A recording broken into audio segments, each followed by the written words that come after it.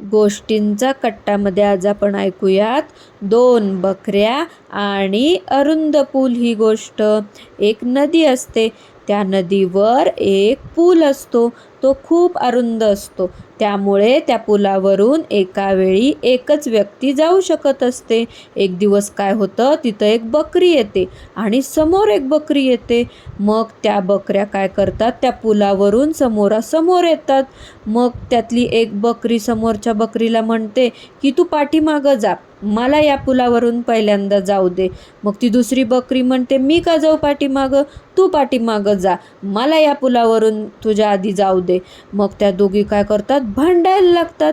नंतर त्या दोघी एकमेकींना आपल्या शिंगाने मारायला लागतात। त्या खूप भांडणं करायला लागतात, शिंगाने एकमेकींना मारत असतात।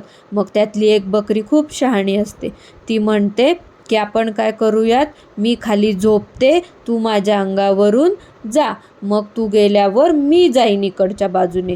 मग त्या दुसऱ्या बकरीला आवडते तिची युक्ती, मग ती झोपते बकरी आणि मग ती दुसरी बकरी काय करते, तिच्या पाठीवरून जाते आणि त्या पुलावरून ती पुढं जाते आणि मग ती गेल्यावर ती जी झोपलेली बकरी असते ती उठते आणि ती तिच्या बाजूने तिच्या जाते। अशा प्रकारे दोघी एका वेळेस त्या पुलावरून व्यवस्थित जातात आणि त्यांना ज्या बाजूला जायचं असतं तिथं जाऊन त्या पोचतात।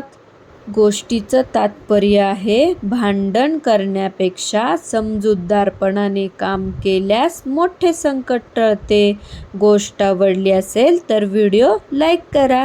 अशा छान छान गोष्टी पाहण्यासाठी आणि ऐकण्यासाठी गोष्टींचा कट्टा हे चॅनल सबस्क्राईब करा। थँक्यू।